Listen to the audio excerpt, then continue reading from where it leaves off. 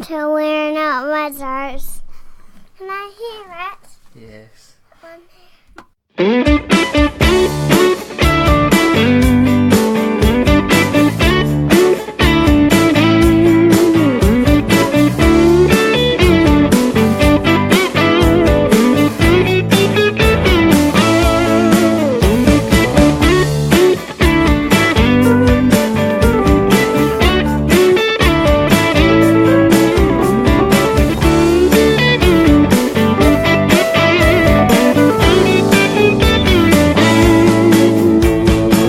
Hello, and welcome to another episode of We're Not Wizards. My name's Richard. I'll be your host for August. Now, a long time ago, you just had plain old Catacombs. And then we involved a little bit of a Wyvern's Lair. And then we brought in some castles. And then we decided to go into a conquest. And now, we're sick of the war. We're tired of the fight. We just maybe want to get our little square-shaped blocks and make something. So we're moving back into the cubes. So here to talk about Catacombs Cubes with me, he's not only a repeat offender, he's kind of like on parole, he's out there, he's building stuff. He's just, he's here. It's Aron West from Elzra Games. Hey Aron. Hi Richard. How you doing? Keeping well, thanks. Good. Working hard. Playing hard. Yeah, a bit of both maybe, but not an awful lot of play to be honest with you. Mostly work. No. You're one of my favourites.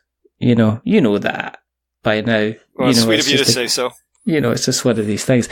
But yeah, it was a long intro, but the reason it was a long intro is because you have a new game coming to Kickstarter very, very soon. Some would say it is a bit of a departure from what we have seen from the House of Elzra in the past, and that you're maybe doing a little bit of homemaking, you could potentially say. So I guess we should start off first of all by saying hello to everybody who's out there who hasn't listened to the show before. The reason we do this is because I like having Aron on the show, because he's always good fun. So how are you? Are you doing well? Are you excited? I think the first thing to touch on is how's things going with the rest of the fulfillment for the campaign at the moment for the Catacombs? Kind of big box extravaganza kind of manufacturing and stuff. Oh, right. Yeah, so that's a good place to start. So, yeah, we're working hard on that still. There's been some delays with the factory. In the past, when we were newer to Kickstarter, I'd be willing to suggest that we were responsible in part for those delays. But with this one, we were broadly ready to launch the campaign and put the product into production. And this time round, without wanting to throw anyone under the bus, it's been the factory that's been slow to pull this together. What we decided is that we had a choice at the beginning. This is a complex product, and we could either get the factory to deal with the complexity, or we could choose to get the fulfillment companies to deal with the complexity. Yeah. And we opted for the former. So this means that the factory is responsible for constructing 4 different SKUs. Yeah. And the SKUs roughly are the main game, the big box version without any of the extra content. Yeah. There's a variation that adds in this Wildlands expansion. There's the upgrade version if you had the game already. Yeah. And there's the Plus version, which gets you everything, with the exception of the Wyverns expansion. So we knew when we were getting into this campaign that people were going to be asking us to make a lot of the different products that they may have missed available to them. And so we knew that we were going to be, in effect, opening a sushi bar with a number of bespoke orders. The right away, we'd have to have a solid plan to manage that potential complexity. And part of what we did, in addition to being very ready to produce the product itself, was we developed our own pledge manager. So we now use the Elzra Pledge Manager for helping to maintain and organize the various orders. So we had that on the one side. We thought actually we'd use it the first time with Catacombs Cubes, but we were able to bring the release of the Elzra Pledge Manager forward. And it's been very beneficial in allowing us to segment backers according to the various fulfillment centers and to reach out to backers that we needed more information from. Okay? Yeah. So that was useful. But during the course of the campaign, we decided to have the factory take on the complexity. And so they were supposed to be creating these 4 variant SKUs. Okay? And there's getting them to understand how to do that has been challenging. And I meet with the factory owner and our account representative at the various conventions. I met with them at Origins, for example. I met with them again just recently at Gen Con. Yeah. And my understanding is that everything is complete. So all the wood parts are complete, all the printed parts are complete, all the vacuum trays are complete. Everything's complete. It's just sitting there waiting to be assembled. And for that assembly to proceed, now that they have our assembly instructions well understood, is they need our final shipping plan, which is what we've submitted to them. Yeah. And now we're working with them on that shipping plan. But we're approximately 2.5 months late here because this was supposed to be really wrapping up at the end of May. So we've really just been struggling to get the factories to understand what they need to do this final assembly part. And I think there's been some language barriers. For the first 2 projects that we did with this factory, I was working directly with the factory owner.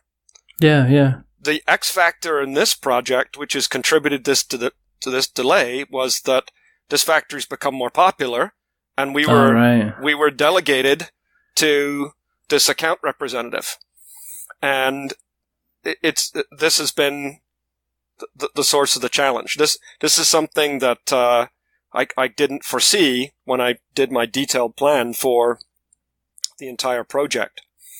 So Catacombs Cubes, for example, is being produced by a separate factory. It's completely different. So this has helped us to work with both projects in parallel. Okay. So I'd wanted to launch Catacombs Cubes after we had completely fulfilled Catacombs 3 with the playmats. Yeah, yeah. But I think if people can indulge me, I think it's better use of time to do the campaign for Cubes now, and then focus on the fulfillment of Catacombs 3 with the playmats when it arrives after the final assembly is completed. And I work every day on this. Every day I sit down and I do my best to answer questions and move this forward. And as of this weekend that's just passed, so we're talking on August 19th, Richard and I, this weekend that's just passed, I think I've made some breakthroughs there in getting them to understand the draft shipping plan. So that's where we're at with that. I just couldn't wait any longer if I wanted to release Cubes this year. And I do want to release Cubes this year. Not because I'm being impatient. I've already delayed it for 1 year. Originally, we were going to launch the campaign for Catacombs Cubes last year in September. And I've delayed it for almost the whole year, and the game has benefited from that additional development time. So while we've been waiting, for example, for feedback from the other factor about Catacombs 3, the playmat, we just switched horses and worked on cubes. So the two have been basically in development in parallel. Yeah, I mean, that sounds completely... It must be frustrating if you're trying to... Especially if you think somebody's grasped the game plan and how you want something to play out, and then you have a conversation with them and it turns out not entirely grasped what you're doing, and these meetings, they generally don't happen day after day after day. It's usually you'll have a catch up every couple of weeks, and if things, as you say, things kind of move in the wrong direction, you can end up frustrated. But one of the things you're very good at is keeping all the backers kind of informed, and I'm guessing that, well, a delay on a Kickstarter is kind of like an expected, a kind of a normal thing, but you're generally pretty good at kind of communicating kind of any potential kind of road bumps in the way. But also at the same time understand that you're wanting to get kind of cubes kind of out there. Because it is, it's a new direction for you, from what I can see. And I wanted to ask you about that really, because you could continue, I guess, in some way, shape or form to go down the kind of the dexterity system kind of route. And I think you could continue to release expansions to that, and people would, I mean, I'd be quite happy to kind of jump on every single time you release something different for the kind of what you could say a franchise. What made you decide to break away from that, to go for something kind of different? Well, when I first saw the early prototype of Catacombs Cubes, I really liked the puzzle-like element of building with these blocks to create the final shape. And so I approached the designer, and this will be our first third-party design that we publish. So Ken Vallis, who is a fellow Canadian just down the highway from us, is responsible for the original concept behind Catacombs Cubes, what became Catacombs Cubes. And he shaped the original rule set, and I stepped in and I've helped him to really refine the game and to bring it into the Catacombs world.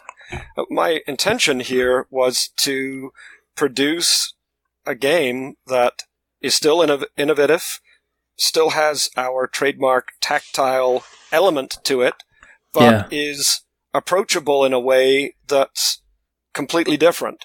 Because let's face it, there's some people that don't want to flick discs around on a board, right? As much, or playmat, as much as people that are part of the whole Catacombs franchise, as you said, like the Catacombs games that involve flicking discs. There's quite a lot of people that don't necessarily find that enjoyable, or don't necessarily want to do that on a regular basis. It's not for them, and that's fine. I mean, this is actually a game where that has Catacombs on the tin, if you like, that you can actually remain seated for the entire time that you're playing it. Imagine that. Yeah, my knees are very, very grateful to you, Mr. West, for your kind consideration. Exactly. So you can sit for the whole game now and play it. The other thing about Catacombs Cubes, which is interesting, is the fact that this will be the first game that will include a solo mode out of the box. So that is interesting. So you can play it by yourself. And I invited Ken to work on developing a solo mode, and it is available with the game right at launch. We're not going to do any, surprise, here's a solo mode, which must have been in development. You don't just invent these things overnight and pump them out. It takes time, effort, resources to develop something like this and do it properly. So that was another aspect of the game. You can, not only are you So you're not flicking discs. You can remain seated, and you get a solo mode. I'm sold. No. Is it exciting for you then to have like kind of different kind of direction? I mean, has it been like a nice comfort blanket to get underneath the kind of the Catacombs kind of brand and go, yeah, we just need to do this and we'll do this and we'll bring in this kind of mechanic. But is this kind of like a little bit of kind of outside your comfort zone as well? Kind of moving away from something that you've been nigh on involved with for at least, was it 3, 4, with longer than that, isn't it? 4 or 5 years now for the Catacombs kind of game itself. Yeah, to be honest with you, it wasn't that far out of the comfort zone because, let's face it, Catacombs itself does feature a gelatinous cube. So I just thought of it as that you've got lots and lots of gelatinous cubes that you happen to be using to build these structures. So, but in all honesty, though, it's a game that features wood parts, and wood parts is definitely something that we specialize in. I think it would have been a bit more outside of our comfort zone if it was a game that featured plastic miniatures, which at some point I think we will do because the team and I are interested in doing something like that. Yeah. But it won't be a miniatures for miniatures sake kind of game. But the fact that that this game, Catacombs Cubes, uses wood parts it's pretty comfortable for us in that regard. How do you play it? I mean, what's the premise behind it? What's different from cubes and anything else that you made before? Well, the premise behind it is that you're looking to score points, and you're building the town that's above the catacomb. So if you look at the Catacombs 3 box, you see this kind of village that was drawn there. And this is the idea that, you're building that town, and, the catacomb is underneath it somewhere. But that doesn't necessarily factor into this particular game. So it's kind of like a bit of a preview, if you like, a prelude to the original Catacombs 3. And what you're doing in it is that you're, on your turn, the game is played over several turns, and on your turn, you are either drafting resources or building a structure tile. There's various kinds of structure tiles, but when you build a structure tile, you're flipping it over, and there's artwork on the other side, and you're adding it to the village grid. When the village grid grows to a certain size, according to the number of players, the game is over, and there's some final scoring, and then a winner is declared. Okay? And that is a very, very broad overview about what you're doing in it. Okay? So on your turn, you're either drafting or building. And so a building tile has a 3-dimensional representation of the building that you're expected to construct.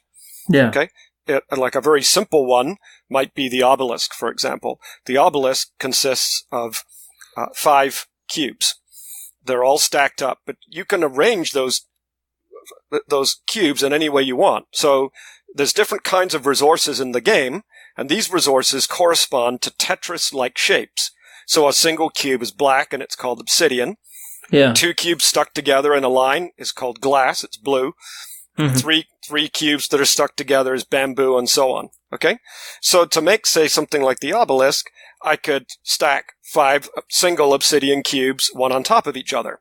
I could also, conversely, take 2 glass, which consists of 2 cubes, put 1 glass down, put another glass down, and put an obsidian on the top.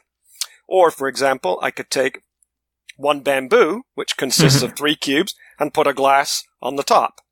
And so that's, again, 5 cubes. So there's already, just with this very simple example, 3 different ways that I could build this particular structure.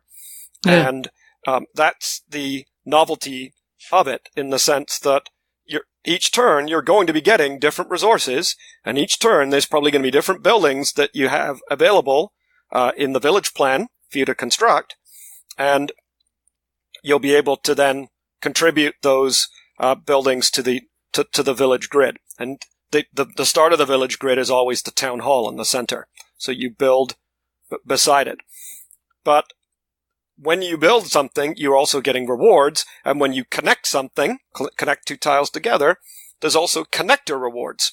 So there's various ways of scoring during the course of the game.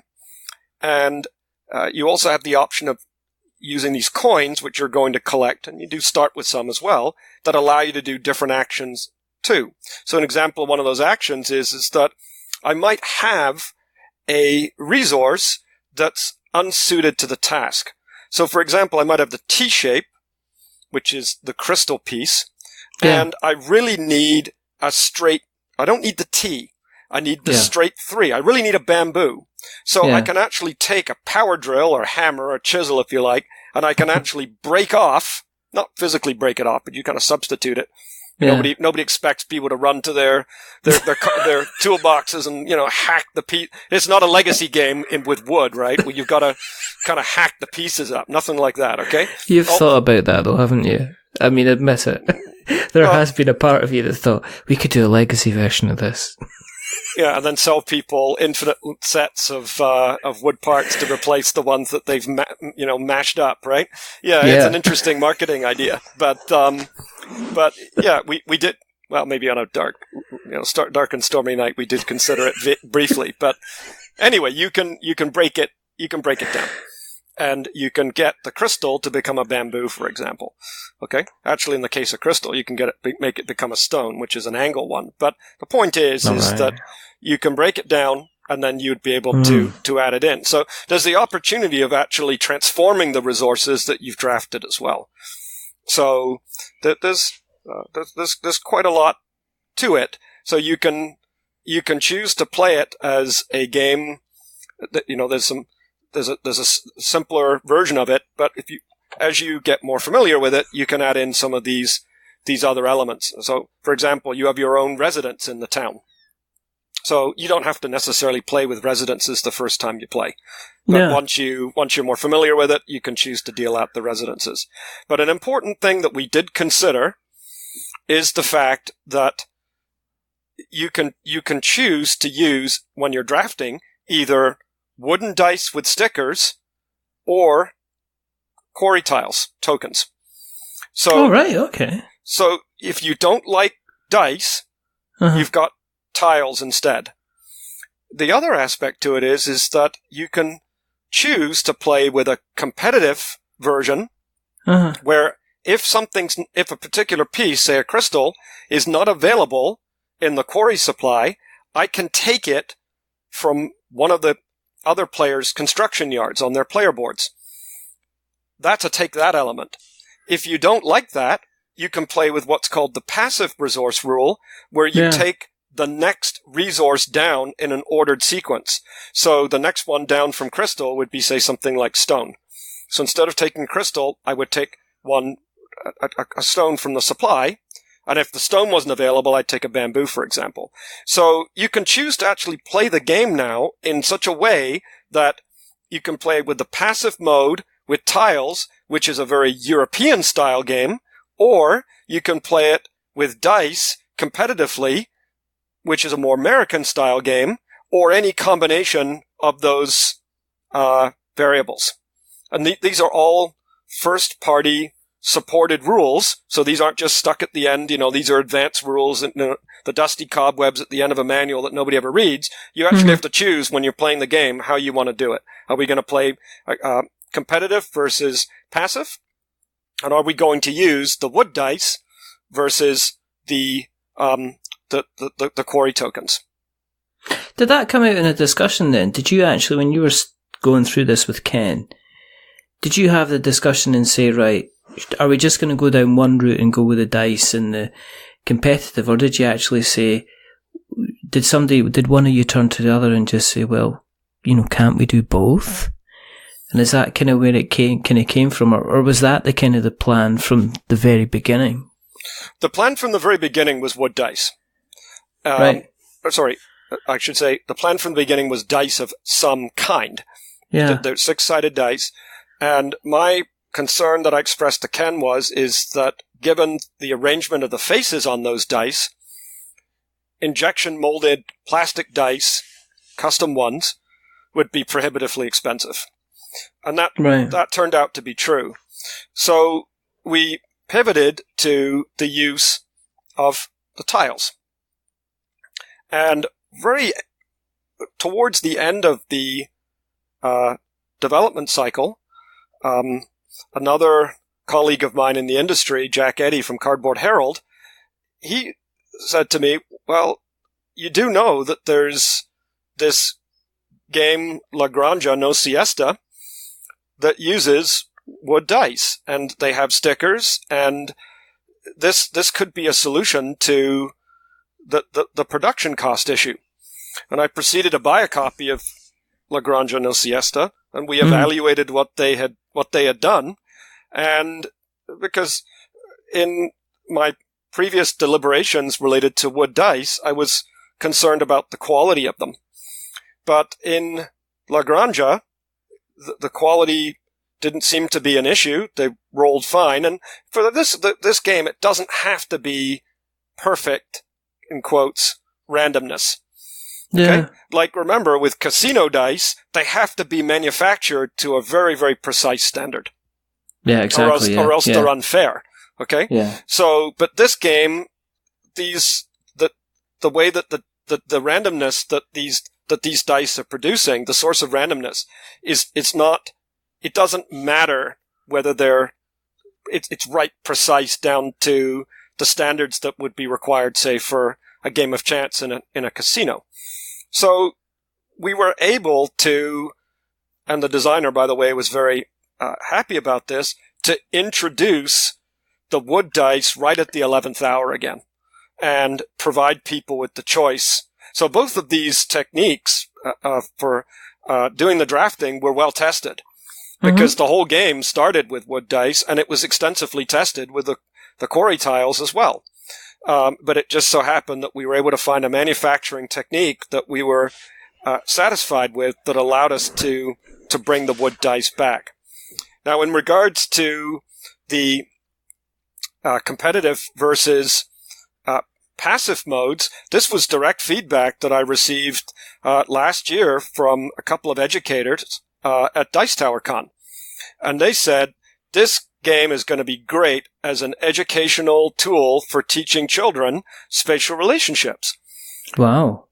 But you can't, when I'm trying to control a whole classroom of, say, grade 5 kids or grade 4 kids or whatever, yeah. I can't have them dealing with a take that mechanic and, little Johnny took my crystal away from me and, what do we do about this?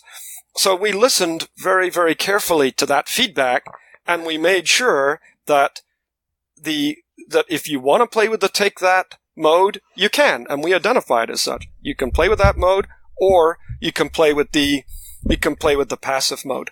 And it's completely interchangeable. I've played recently with wooden dice, and I think the only thing I found to get over with wooden dice is the actual weight of them, because they're considerably lighter than your normal kind of acrylic dice. So they feel. It's just a case of getting used to the weight. The actual randomness, I found it was fine, and it's a game I'm currently. I've been lucky enough to be sent a copy called Sumo Gnomes, which is about rolling dice and pairing off against others. So I can see where the concern is. I'm just fascinated by the kind of the different route that you've gone down with all the kind of the different options. And was that also to help with the longevity of the game as well? To allow people to have these different modes so that they could kind of mix and match, so they could get the base game to the table. Everyone would understand the different rules, but then you're bringing in almost like a slight variation, so we could say, well, today we're playing cooperatively, but we're going to play with the quarry tiles, because to kind of reduce the kind of the randomness of the game effectively. Yeah, that's correct. We didn't want a particular mechanic or rule set to undermine the value of the game for a certain class of player. And by doing this, you're right, we do increase the replayability, because you can now give it a try in using the different modes, and it's all pretty smooth in terms of how you set it up and choose how you're going to play it. So we do like to make sure the games that we produce and publish are well supported and remain in print. So yeah, we wanted to make sure that we would address as many of these potential concerns as possible. And the accessibility as well, with you mentioning that you're looking at taking it into grade school, I take it you're kind of staying with the same thing that you came along with the Catacombs series so far, is that you can introduce it to kind of younger children, and they have the ability to kind of quite easily grasp what's going on. Because I was able to play, Catacombs Conquest, Catacombs and Castles with my youngest son, who we didn't necessarily play with the cards on Conquest, but he certainly was flicking the discs about and stuff like that as well. So was that again something with Cubes to say, well, we kind of want anybody just to be able to pick it up and get on there and understand the basics and kind of start playing? Well, certainly from the perspective of looking at the game as almost like a wood Lego set, you can do that. I mean, the tiles are there, and you've got a variety of different shapes that you can challenge yourself to make. And certainly kids, just to get started, may just enjoy sitting there and doing some free-form imaginative building of their own. In terms of you kind of playtesting it, has it been a different game to approach in the playtesting?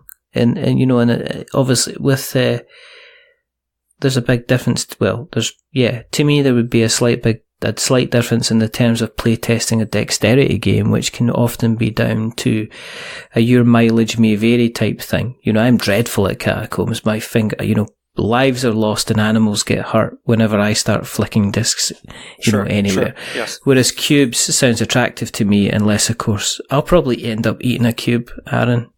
I'll end up in the hospital or having to wait. It's just how it roll. But the approach to playtesting was that.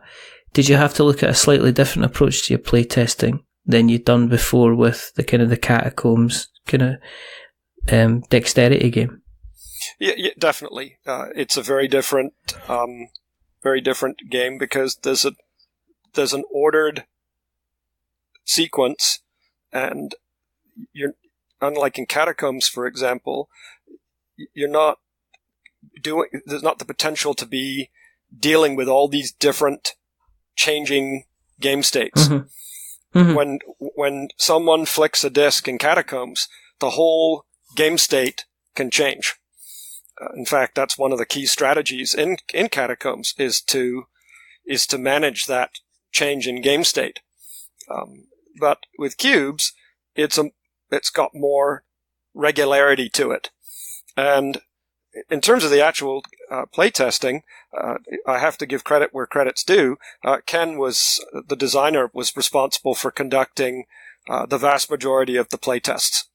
So it was something that he did, and he would give me regular playtest reports, and I would provide my feedback to him. And it was really my knowledge of various worker placement games, because that's tends to be what our group plays a lot of, that I was able to feed him some suggestions based on other designs and other techniques and mechanics that I had seen.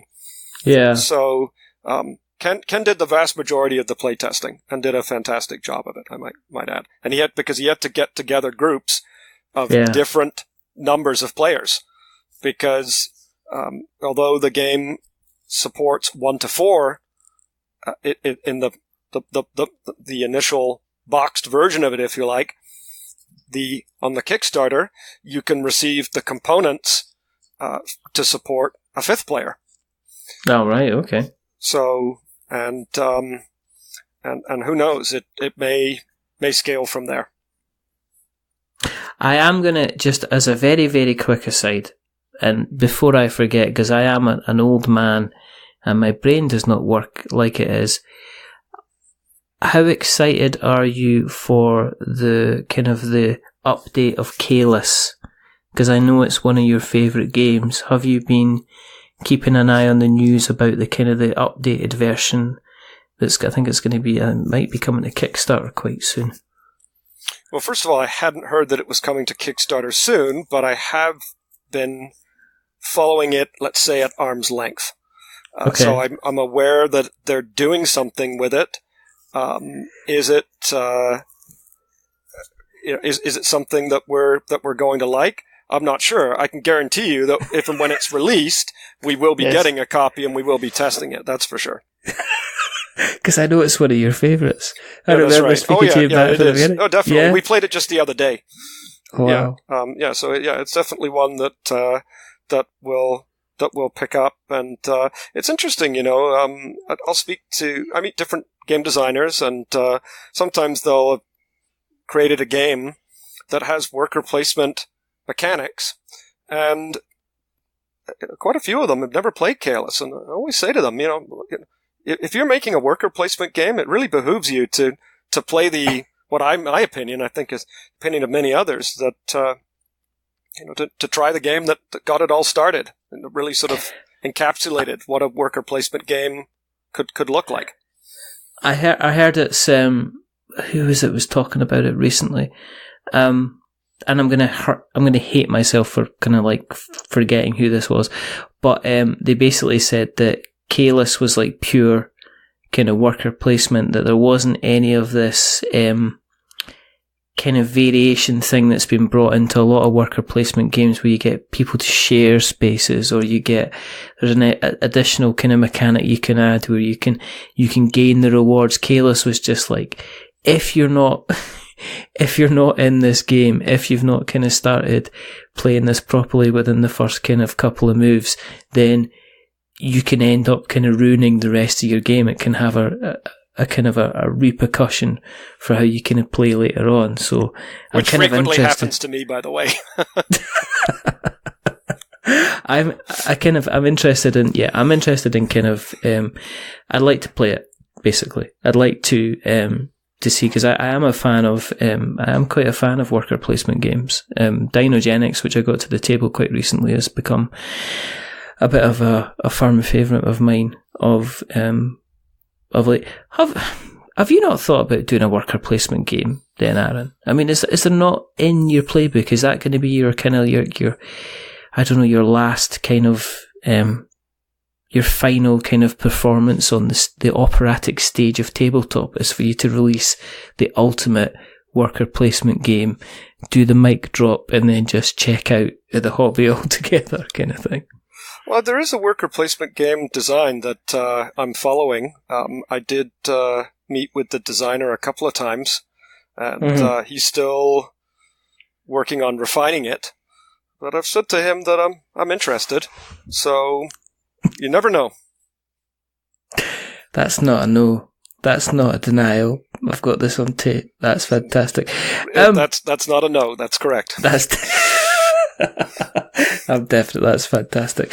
In terms of one of the things about Catacombs Cubes, which I like, is you were kind enough to send me the rulebook to have a look over in awe and wonder, because it was like opening up a rainbow and seeing what was inside it, because the illustrations, the graphics and everything are bright and wonderful and colourful.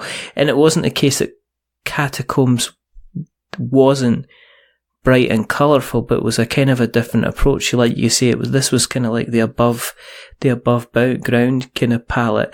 Who have you got doing the art for Catacombs Cubes then? Well, for this game, illustrations are drawn by the talented Dennis Martignettes, who also did 10-Minute Heist, The Wizard's Tower, among other titles. Mm-hmm. And all of the graphic design is done by our in-house guy who's responsible for this, Jordan Silvestri. So he does all of the layouts for us, and the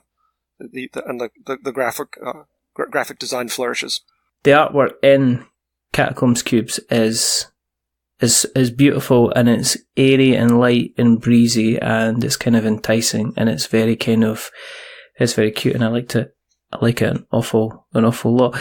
Was that what you were trying to go for, along with the kind of the accessibility, to make it kind of, that kind of enticing? Yeah, we wanted something that was going to be family friendly, appealing, attractive, and more importantly, Dennis, based on some of his previous work, has experience in drawing these highly detailed illustrations of fantasy buildings, and including in those illustrations a number of little flourishes that, if you study the tiles, you'll see little nods to the Catacombs world in there, and they're all pretty deliberate. Like, there's a lot of the heroes and monsters and other characters from Catacombs that make an appearance. Not in every single one of them, but in a lot of them. I even say the vast majority of them all have little nods to the Catacombs world. Here's the Centaur Warrior doing something. Here's the Wyvern Rider doing something, and it's them having an interaction, a conversation. And these figures are tiny, but this is the degree of detail that we're seeing here, because the artwork budget for this game was considerable. There's a lot of art in here. I think there's at least 30, 40, 50 buildings, something like that. There's a lot of them. There's a lot of diversity there in that regard, in terms of the number of buildings and how they're presented. Did you make any suggestions for little kind of Easter eggs? I mean, is there kind of like special nods and winks in the game to people that only certain people will get? Kind of thing, we'll just put that in there, that'll be cool, kind of thing. Yeah, definitely. So there's a little story, if you like, that's told in these tiles. Okay, so this is the first time I'm sharing this publicly on this kind of a forum, but there's a level 1 building called the Wedding Church, because Nazilla and I got married last year, and we got the illustrator Dennis to draw us in front of the wedding church. So when you look at the wedding church tile, there's the two of us there. Nazilla's in her white dress and I'm in a suit. And then there's another tile that we have available where it's called the honeymoon cabin. And it shows, again, us walking up to the front of the honeymoon cabin, and there's a character or something like that greeting us or something. Now, I should mention, folks know that I'm always working hard, so I haven't even taken a honeymoon yet. I haven't even had time. That's how committed I am to working on the Kickstarter for Catacombs 3 with the playmats and Catacombs Cubes. But then, just to continue the story, there's also the Hearthshire Stables, which was a building that showed up in the stretch goals of Catacombs 3 with playmats. It's another location you can go to, and it now has a corresponding tile in this game. And Nazilla, who loves horses, is there. It's her character that's there at the stables. And finally, there's another tile called the Homestead, where she's standing outside it, and I guess this is supposed to be our house or something like that. And she's kind of directing people to move the stuff into it, or something to that effect. So there's this little story that progresses across. It's all Easter eggs across this one set of tiles. That's the cutest thing I've ever heard in my life. Oh, you actual romantic man.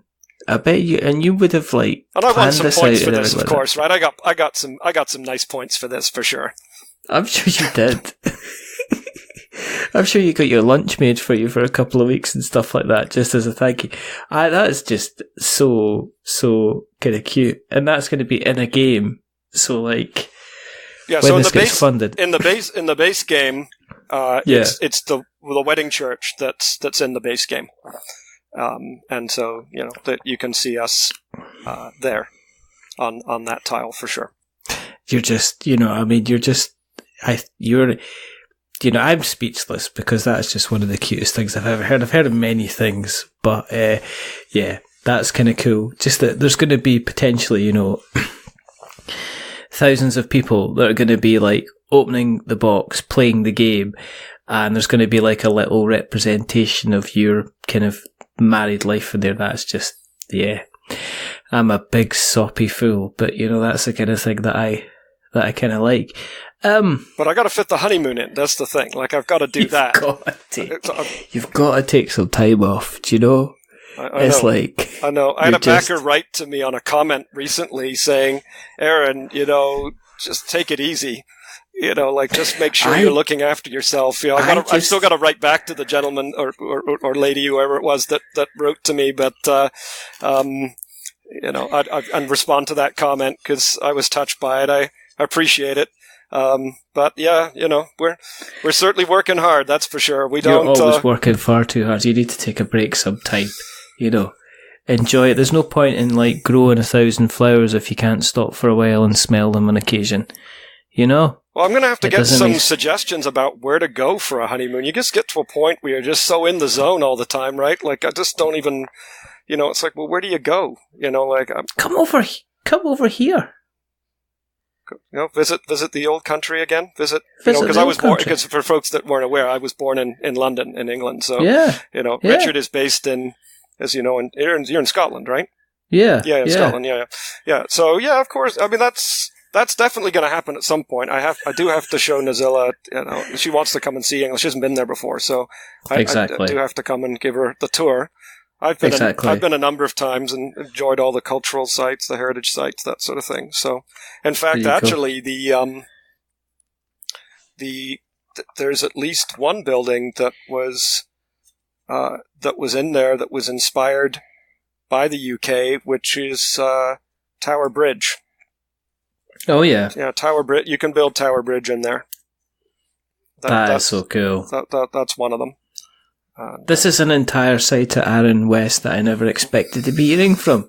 The architect, the romantic, the kind of thing. One of the things I guess I do have to ask is, is there concerns at all about the kind of the dexterity game kind of fan base, how they're going to take to having a kind of a pretty much a different game from what they're used to coming from the Elzra stable? Have you had any feedback to that effect from kind of like the fan base at all? I mean, I'm guessing you've obviously been putting the feelers out and things like that through the Facebook page and the Facebook kind of groups and stuff like that. Have you had any feedback back from the kind of the people who have maybe backed previous kind of Catacombs projects? Well, there's quite a bit of feedback that I've received. There's a friend of mine, Christian Bush, for example. He's a big Catacombs fan. He, in fact, runs an annual Catacombs Gen Con event. On Friday night, he'll set up copies of Catacombs and run those games with people.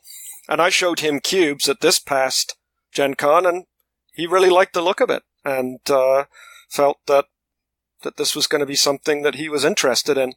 On the other end of the spectrum, I publicly showed a near complete prototype at Dice Tower Con this year, and I happened to meet some previous backers of our campaigns, and they were all seemed pretty supportive and interested in what we were doing, and and said, yeah, we understand that this is going to be different from the typical dexterity flicking discs type mechanics, but what you've put together here and the way that it's presented looks pretty interesting and engaging, and we'd like to learn more and give it a try.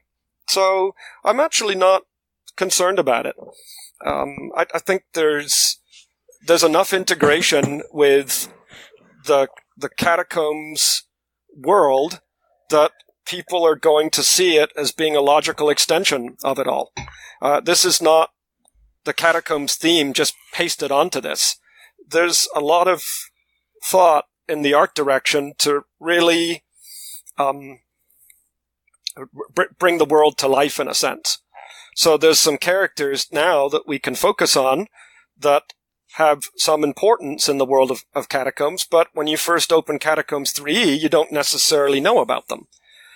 So now we can present some of these characters and let people learn a bit more about what they're all about. Yeah, but I mean, the other thing is because you're involved. I'm not being funny here, but I mean, you just said yourself. I mean, you don't take days off, you don't take holidays. It's like to the point where it's fairly noticeable that when you get behind a project, you're 110% behind the project. And I think that goes a long way, that when you're presenting your next project, and let's face it, it's all the ones that have funded, Conquest, Catacombs and Castles, the Werven's Lair, the big box, the Wildland expansion. I mean, I don't mean to be blowing smoke up your ass here, but kind of, that I have a vague guess, potentially, that when you put Catacombs Cubes out there, there's going to be a lot of interest in it because people will know you'll be the type of person that's going to put the work in, and you've always proven in the past to put the work in. So they think, well, even though I don't know the project, even though I'm not sure of the mechanics, even though I'm not sure of the game itself, I know that Aron's behind it, which means that if it's the same kind of attention to detail and passion that's behind his previous efforts, then this is a shoo-in, if you know what I mean. I don't mean to be sycophantic. That sounded sycophantic. No, I understand what you mean. I mean, but I'm hoping also that they can see that broadly a lot of the development has gone into the game already. The artwork is finished. There's none of this, we've got to wait around for the artwork. It's finished. The game is well play tested. The manual is complete at launch. It's not one of these, okay, well, here's a draft manual in Google Docs, right? It's the manual. It's complete. Yeah. It's there. And, for whatever you might say about me, we do have Karsten Reuters of Schwerkraft Verlag publishing a German language version. And he's very discriminating about the games that he gets behind. I mean, he's the gentleman that pretty much chose Terraforming Mars. He was one of the very early, if not the first or second, licensees of Terraforming Mars, and went on to see that game nominated for the Spiel des Jahres prize, along as well with Raiders of the North Sea. So he and his team really like what they see with Catacombs Cubes. And they've obviously published Catacombs 3 and in German as well. So at launch, there's another credible voice making the game available in another language. So for some bigger companies, that's not really a big deal.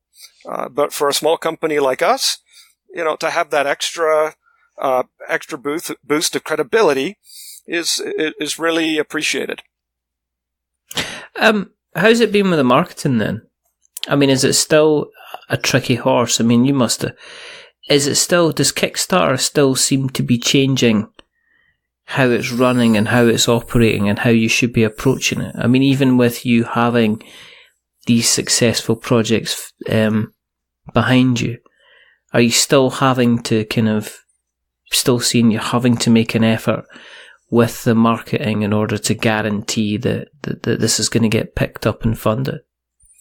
Well, what we've been doing is reaching out to our existing backers on our Catacombs 3 playmats campaign, because many of them are some of the core Catacombs players, and it's not been my intention to spam them with details about Catacombs Cubes, but periodically in updates I've been informing them about the progress that we've been making. I just put it at the bottom of an update and say, okay, oh, by the way, we might have been waiting for something from the factory that's working on Catacombs 3, the playmats, and waiting for some feedback, and now we want to see what, we want to, or rather I should say, we want to show what we've been working on with Catacombs Cubes. Yeah. And in addition to all of that, of course, we've been reaching out to people on the various social media channels, like yourself, that will be presenting their own opinions of the game. We've been publicly showing it at conventions, the Dice Tower Con convention in particular, and we've been soliciting feedback from some of our key supporters in the past. So, for example, I mentioned Christian earlier. So we do our best to broadcast the message to the best of our ability. One of the other things I should mention is that we are hoping to release the game this year, and we are hoping to announce the German language version at the Essenspiel show, and we're hoping to be launching and or announcing the English language version at PAX Unplugged. So and of course there's going to be all of the various promotion that we're going to do around the Kickstarter campaign itself. So Cardboard Herald, for example, is preparing a video giving an overview of the game, and Twist Gaming are doing a complete playthrough, which will also be available for people to watch. That'd be cool. What's the price of entry? And have you had to watch the price of entry because of the fluctuating exchange rates as well? Well, it's precisely because of the fluctuating exchange rates that I don't want to name a price right this moment, because it's going to get frozen in time here on the show. But I can say that in terms of let's say a retail version of the game, we're aiming for about that $49.99 USD price point. That's the approximate price point that we are looking at. Now, of course, when we run our Kickstarter campaign, the prices in that Kickstarter campaign are expressed in Canadian dollars. So, and that's the exchange rate that's going to fluctuate. The other aspect of this too is that we can talk all we want about so-called retail, but our retail availability for our products, given that we're a small publisher, tends to be spotty in some cases. Yeah. So that's the reality of it, and that's fine. So that's how we very much emphasize a direct sales model. And so in some cases, the Kickstarter campaign may be, in fact, the best way to get the game. Of course, we'll make it available at our online store, and we're always doing our best to secure additional distribution. Yeah. It'll be broadly available, I think it's safe to say, in the US and Canada, but Europe and Asia and Australia can be a little more questionable. Now, I'm always doing my best to make progress on these fronts. I've made some progress in regards to Australia recently, for example, but that's where we stand when it comes to the pricing side of it. What we're trying to do in the campaign is to keep it pretty simple. So whereas I alluded to previously with the Catacombs 3 with the playmats, we had kind of this sushi bar model. With Cubes, we want to keep it pretty straightforward. We're not going to be offering any other Catacombs related products during the campaign. It's going to be focused front and center on Cubes. There'll be the game itself, and then there'll be the game with some add-ons. Okay? And the primary add-on is the 26-inch by 26-inch square neoprene playmat. Okay? So you don't need the playmat to play the game, but it's a really nice accessory because it helps you organize the village tiles on the table. Yes. It kind of integrates the quarry quarry board with the main work track planning board. So we don't really want to get into this kind of complex add-on section or anything like that. It's really just two pledge levels, the game plus a second pledge level where it's like all in, if you like. And the key selling point of that all in is the playmat. So very, very simple pricing model. And, that hopefully will keep things easy for us. As easy as a Kickstarter campaign can be expected to be. As easy as an Elzra Kickstarter can expect it to be. Because it does occasionally. You do get a bit of days of your lives sometimes with the kind of the campaigns and various kind of things happening and stuff like that. It's always, it's always interesting. Well, one thing that's nice about this campaign is that in terms of production, we're quite a ways along on it. We'll make sure that we put all the links in the show notes so that we've got notes to show. I can only wish you the best of luck with the campaign.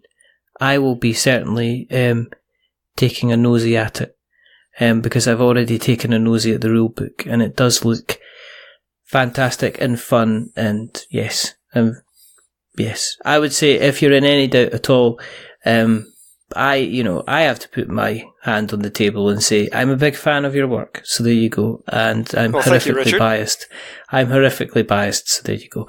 But we will put all the links in the show notes so people can catch up with the Kickstarter, which is going to be out there in the wild by the time people are actually listening to this.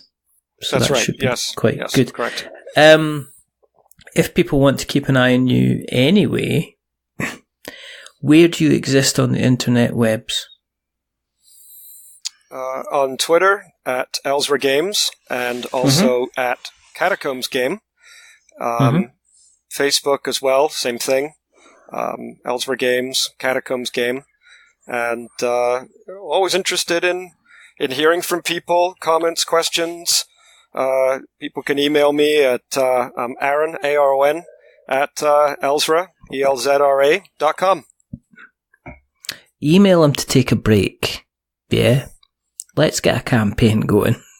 Take a day off. Hashtag Aron take a day off kind of thing. Well, you know what? I tried to do it yesterday, for example. Nazilla and I went for a walk in a conservation area. Okay, let's just take a break.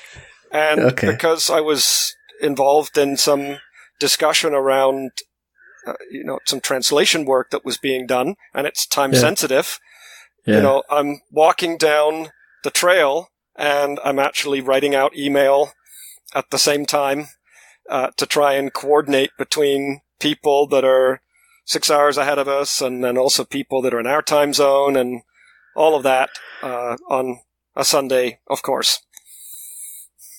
She's a very, very patient woman.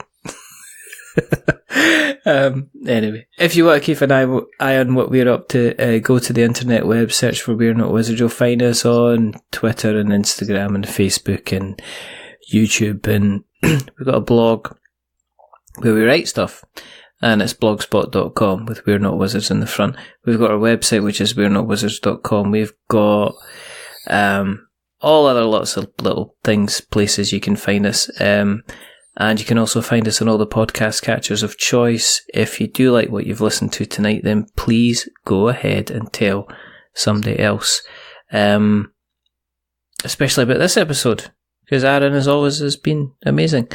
The other thing you can do is you can drop us a subscription or a rating or a review on Apple Podcasts. It's apparently changing its rating system as well. So I don't even know.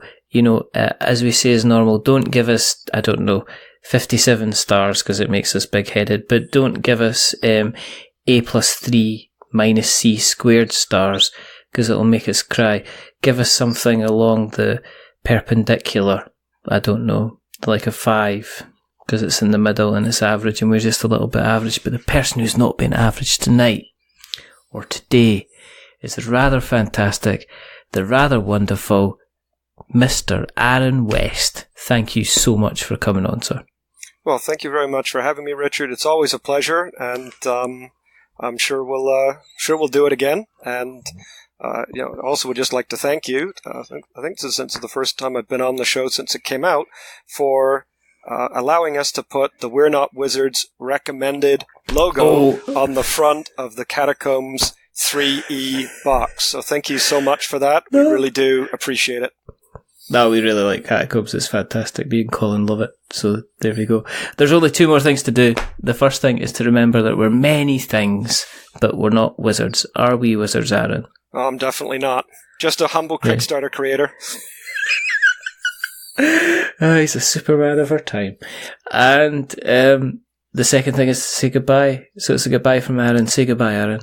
Take care, everyone. Hope you've enjoyed Rich and I's conversation. And it's a goodbye from me. Remember, stay safe, roll 6s, and get your hands dirty. Get some bricks, get some mortar, get some obsidian, get some diamonds, get some bamboo. Get yourself on Kickstarter. Check out Catacombs Cubes. It looks fantastic. It's going to be fantastic. But until the next time, goodbye.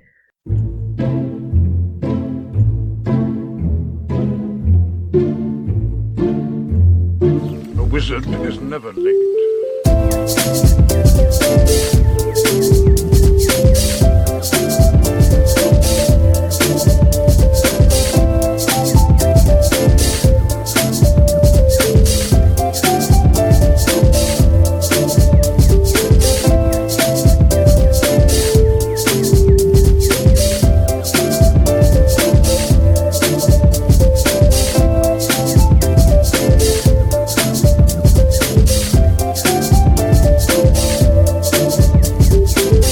Nor is he early.